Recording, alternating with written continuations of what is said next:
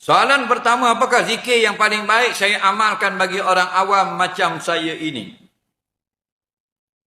Dia kata dia orang awam, lepas tu zikir yang paling baik, zikir ini semua baik belaka.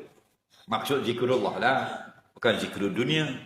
Zikir ni zikrullah lah, ingat Allah. Dengan sebutan pada hati atau sebutan pada lisan. Semua zikir baik.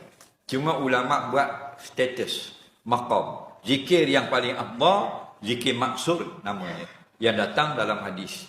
Okey. Kemudian zikir para sahabat. Dan zikir ulama-ulama. Kemudian zikir yang kita karang sendiri. Semuanya baik belaka. Paling baik zikir yang Nabi sendiri sebut. Nah, begini-begini. Dan Nabi sebut panjang. Dalam kitab azkar, lepas semayang, sebelum semayang, bangun pagi, lepas naik matahari, zikir pada waktu petang, zikir pada waktu sebelum tidur. Nah, jadi yang zikir yang datang daripada Nabi, kebanyakannya, itulah yang dibaca oleh imam-imam kita di masjid dan surau.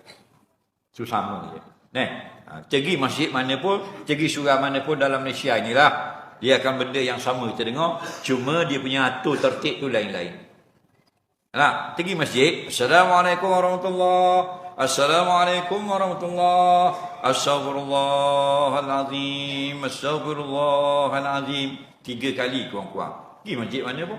Nah, tu semua tu daripada hadis afdal. Kita nak kata tak afdal tak boleh daripada Rasulullah.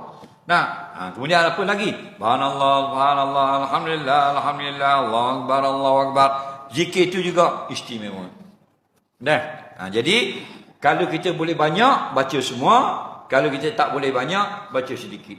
Kalau kita jenis tak boleh nak duduk zikir dengan imam, kita bangun tak apa, astagfirullah sambil berjalan, atau mutu kaki boleh baca doa. Tak ada masalah.